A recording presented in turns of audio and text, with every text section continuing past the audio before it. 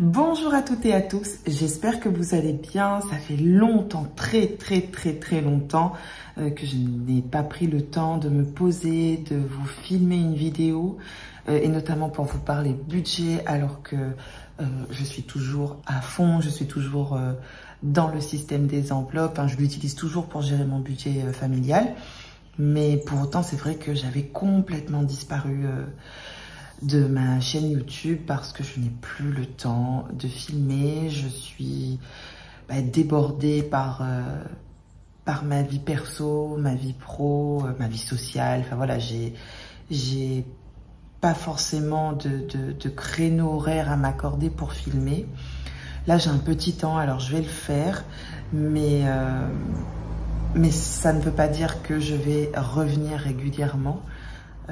Vous filmer des vidéos, ça veut juste dire que là j'ai un petit temps et que j'ai entendu vos nombreux messages. Vous êtes nombreux à m'écrire, à me dire mais on n'a plus de nouvelles, pourquoi tu nous aidais tellement, tu nous motivais tellement par rapport à la gestion de notre budget, tu nous donnais de bons conseils et franchement merci pour tous vos retours.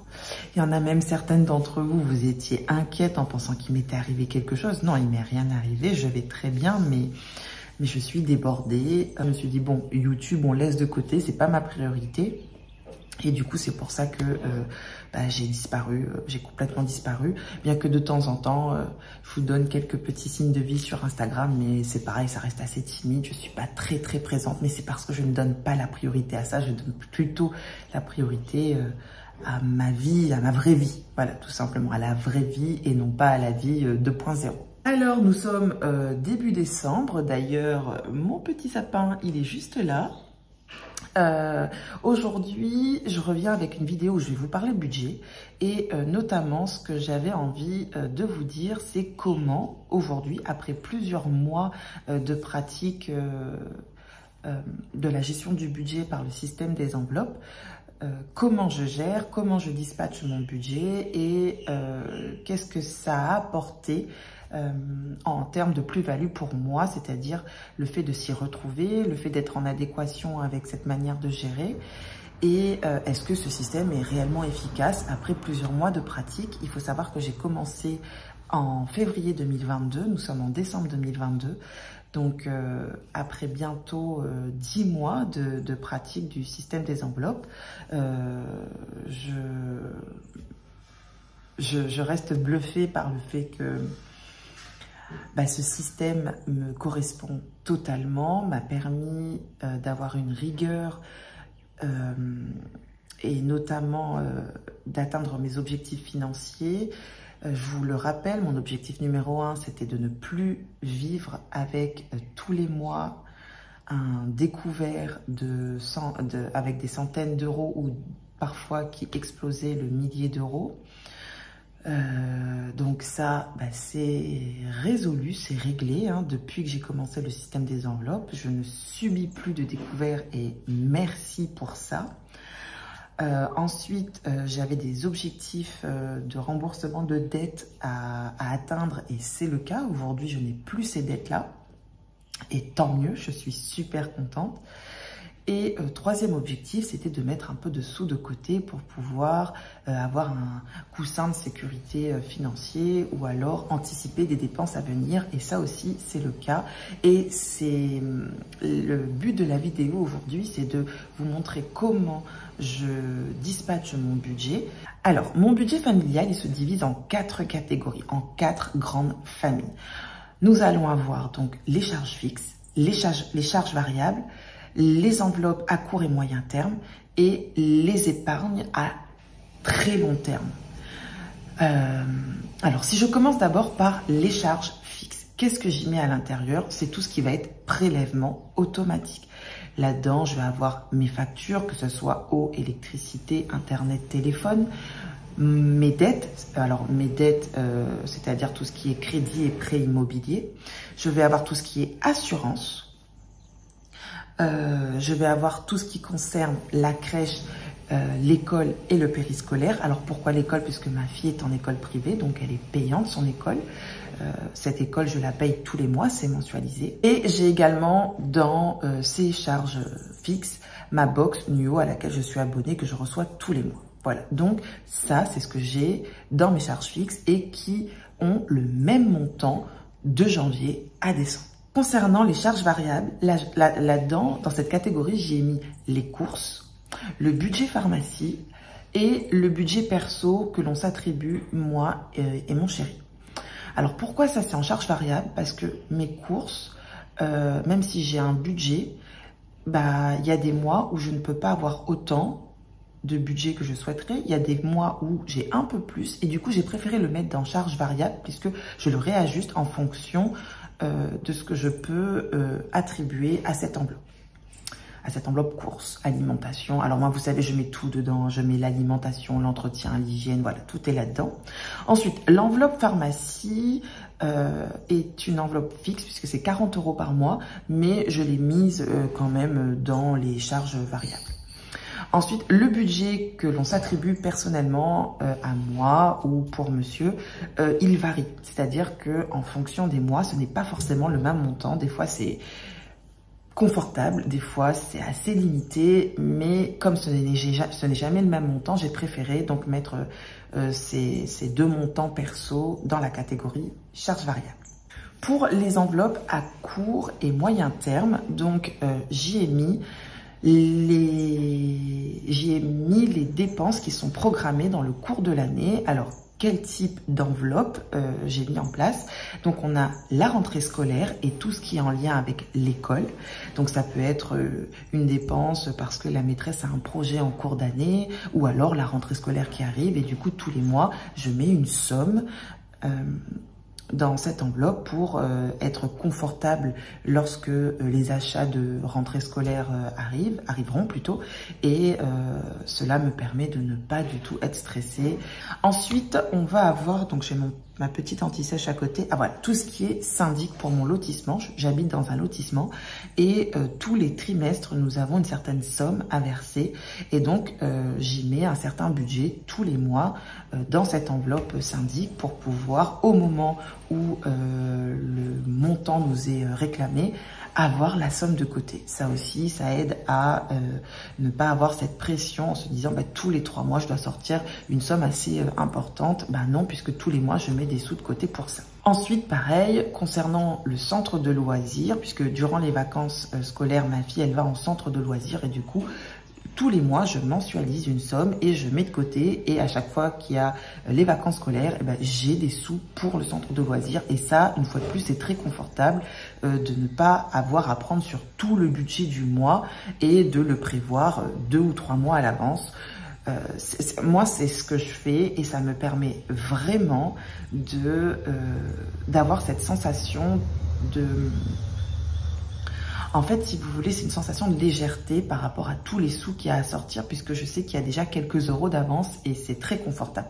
Alors, en plus d'avoir une enveloppe pharmacie dans mes charges variables, en plus de tout ça, j'ai également une enveloppe santé. Pour vous donner un ordre d'idée, tous les mois, je mets 50 € de côté dans l'enveloppe santé qui est à utiliser à court ou moyen terme. Donc, non seulement j'ai 40 € de budget pharma tous les mois, en plus du fait de payer une mutuelle tous les mois. Mais en plus de ça, donc, je mets encore 50 € de côté puisque je me dis si demain on doit voir un spécialiste, ça coûte souvent très cher. Souvent, c'est pas très bien remboursé par la mutuelle. Du coup, au moins, je peux anticiper ces frais. Et pareil, une fois de plus, ça vous enlève une espèce de charge mentale qui a son pesant d'or, quoi. C'est pareil, tous les mois, je mets de côté une certaine somme pour tout ce qui est régule, d'eau et d'EDF. Pour être transparente avec vous, je paye une certaine somme qui, pour moi, me paraît énorme. J'ai jamais payé autant d'électricité. Désolée pour le bruit, mais mon voisin, c'est là où il a trouvé l'envie, la motivation d'aller bricoler et il est juste à côté. Désolée, j'espère que vous m'entendrez bien, que ça sera pas trop gênant, mais là, j'ai plus envie d'arrêter parce que si j'arrête, j'arrêterai tout court parce que j'ai d'autres choses à faire. Enfin bref. Donc du coup, je suis choquée par l'augmentation du prix de l'électricité. Bon, je pense que nous sommes tous dans le même bateau, hein. On subit un peu l'augmentation de l'énergie. que ce soit budget carburant ou budget eau, électricité. Donc de ce fait, tous les mois, je mets une somme de côté puisque je vais avoir 600 € de régule au mois de mai. Et franchement, quand le conseiller EDF, je l'ai eu au téléphone et qui m'a dit vous allez avoir une régule de 600 € au mois de mai, j'ai pleuré ma race. J'ai trouvé ça violent en fait, mais c'est énorme. C'est horrible. Alors moi, je m'étais fixé 400 € pour la totalité, c'est-à-dire régule eau et EDF. Je me suis dit 400 € par an, c'est très suffisant. C'est même largement suffisant. J'aurais même peut-être encore une petite marge. Ben non, puisque en fait, juste pour EDF, c'est 600 € de régule. Donc, il faut que j'augmente cette enveloppe et que je parte même jusqu'à peut-être 700 € par mois, ce qui est énorme, mais je n'ai pas le choix. Et vu que je le sais maintenant, bah, c'est à moi de l'anticiper. Ensuite, tous les mois, je mets des sous de côté pour les impôts. De manière générale, ça peut être les impôts pour le revenu, sur le revenu, les impôts locaux. Alors, j'ai une enveloppe impôts tous les mois où je mets des sous de côté. Et si je n'ai pas à l'utiliser, tant mieux, mais ce qui m'étonnerait fortement. Donc, du coup, je préfère anticiper et tous les mois mettre des sous de côté pour les impôts. Et ensuite, donc j'ai une enveloppe pour Noël. D'ailleurs, cette année, vous allez me dire, mais elle a un pet au casque, cette nana-là. Mais cette année, tous mes cadeaux de Noël, je les ai bouclés à 80% au mois d'août. Puisque j'avais anticipé les achats de Noël. Et au mois d'août, j'avais déjà fait tous mes achats pour Noël. Voilà, pas tout, 80%. Il y a juste mon père et ma mère que j'ai plutôt laissé ça pour début décembre. Chose que je regrette, hein, puisque c'était pas à faire et ce n'est plus à faire. C'était une catastrophe pour trouver une place pour se garer, pour passer un moment agréable et non pas stressant, tellement il y avait énormément de monde dans les centres commerciaux. Enfin bref, pour l'année prochaine, je vais faire en sorte qu'avant décembre, donc au plus tard pour novembre, mes achats de Noël soient bouclés. Donc pareil, tous les mois, je mets une certaine somme et c'est ce qui fait que cette année, au mois d'août, j'ai pu valider, boucler à 80% mes cadeaux de Noël. Donc ça, c'était plutôt pas mal. J'étais plutôt fière de moi. Et j'ai une enveloppe vacances. Donc là, cette année, nous partons en vacances. Donc notre petite famille part en vacances. On va enfin voyager de nouveau, donc ça c'est super chouette. Et au mois de juillet l'année prochaine c'est pareil, nous avons programmé un super voyage tous les quatre et ça me laisse plusieurs mois d'avance pour pouvoir économiser. Donc j'ai déjà payé les billets d'avion donc pour les vacances de juillet l'année prochaine, mais tout ce qui est hôtel, bouffe, transport, shopping, etc. Ça me laisse des mois pour pouvoir préparer ce voyage et du coup, c'est ce que je fais tous les mois. Je mets une certaine somme pour préparer ce séjour et je suis super contente. Ensuite, en termes d'épargne à long terme, je vais avoir 3 enveloppes. Je vais avoir l'enveloppe fonds de secours où je mets une petite somme tous les mois. J'essaie vraiment de ne pas y toucher, de me dire ça c'est pour un coup dur, un jour en espérant ne jamais avoir à y toucher. Et ensuite, j'ai 2 enveloppes où là, c'est sûr que je n'y touche jamais. C'est l'enveloppe des études pour les enfants où tous les mois, pareil, je mets une certaine somme de côté sur leur compte à eux individuel. Et j'ai un compte PEA, donc qui est un compte pour gérer les actions en bourse, les achats d'ETF, etc. Donc sur le compte, sur mon compte Boursorama, j'ai ouvert sur mon compte en ligne Boursorama, j'ai ouvert un compte, un PEA qui me permet donc d'acheter des actions et je suis super contente de me lancer là-dedans, même si je ne maîtrise rien du tout, j'apprends tous les jours, ce n'est pas évident. Je vous avouerai que j'y vais à tâtons, je ne sais pas vraiment comment ça fonctionne, j'arrive à m'en sortir, j'arrive à gagner un peu d'argent. Bon, tout ce qu'on vous vend sur internet, qu'avec 50 € vous devenez millionnaire, ça c'est des conneries, hein. Arrête de te foutre de ma gueule. Mais par contre, c'est vrai que c'est beaucoup plus intéressant qu'un livret A ou qu'une assurance vie. En fait, mon frère qui travaille dans la finance, je lui avais posé la question, est-ce que tu penses que c'est une bonne idée d'ouvrir une assurance vie? Et lui il m'a dit, l'assurance vie, non, c'est pas intéressant. On est sur un taux de rémunération à 5% et il me dit l'inflation est beaucoup plus importante que 5%. Donc l'argent que tu es en train de placer n'aura pas la même valeur, en tout cas la valeur dont tu souhaites dans 10 ans, dans 20 ans, dans 30 ans. Puisque moi, le but, c'était d'épargner pour ma retraite. Et il m'a dit, le plus intéressant, c'est d'ouvrir un compte de type PEA pour pouvoir investir en bourse, puisque c'est là où tu vas avoir 8, 9, 10%. D'ailleurs, moi, en ce moment, par rapport aux actions que j'ai achetées, je suis sur un ordre de rémunération aux alentours de 10% et je suis très contente. Alors, je ne peux pas mettre de grosses sommes tous les mois, ce n'est pas possible. Mais mon chéri ou moi, nous avons chacun notre compte PEA et tous les mois, nous nous octroyons la somme de 100 €. Donc tous les mois, il a 100 € pour sa retraite, j'ai 100 € pour ma retraite et nous investissons tous les deux en bourse.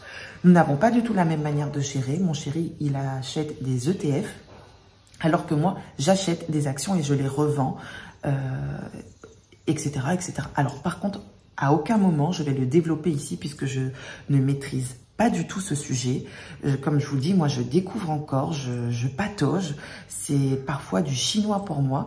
Mais pour l'instant, avec le peu que j'investis, j'arrive à m'en sortir. Mais par contre, ne me posez pas de questions par rapport à tout ça parce que je n'ai pas les réponses. Et il y a des vidéos qui sont très très bien là-dessus sur internet, donc sur YouTube, vous avez des youtubeurs qui vous expliquent comment ça marche, donc allez-y voir. Et encore, j'ai personne à vous conseiller en particulier, puisque moi c'est surtout mon frère qui va m'aider puisqu'il est à fond dans la finance et c'est vraiment son domaine de compétence. Donc voilà, je vous ai plus ou moins détaillé comment je dispatche mon budget familial. Donc vous avez vu 4 grandes catégories: charges fixes, charges variables, enveloppe à court et moyen terme et épargne à long terme.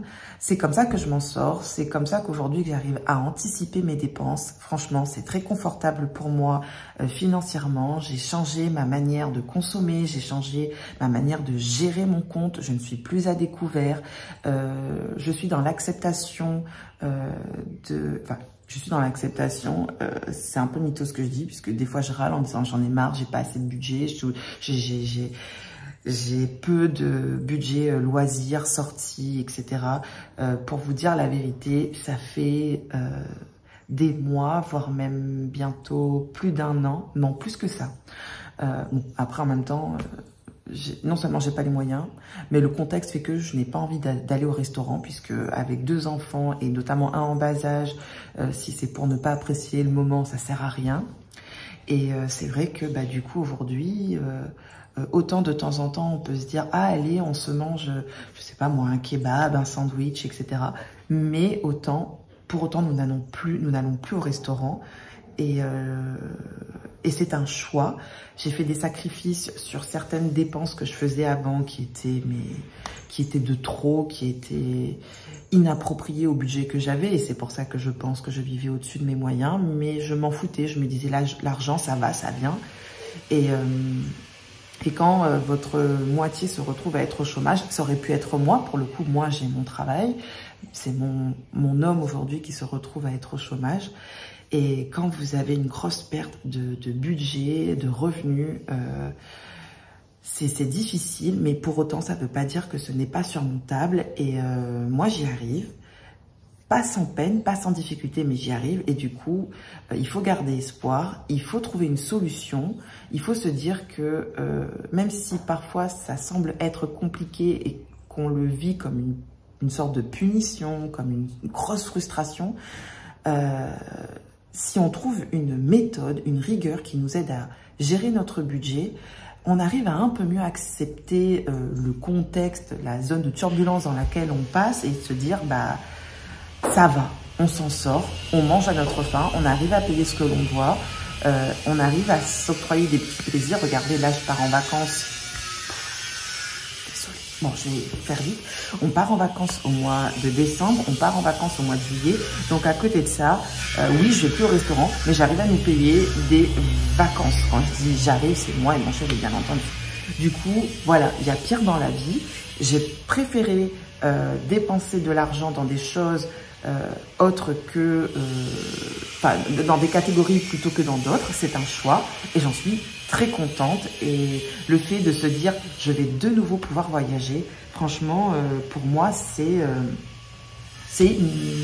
une forme de victoire. Voilà, j'ai gagné quelque chose.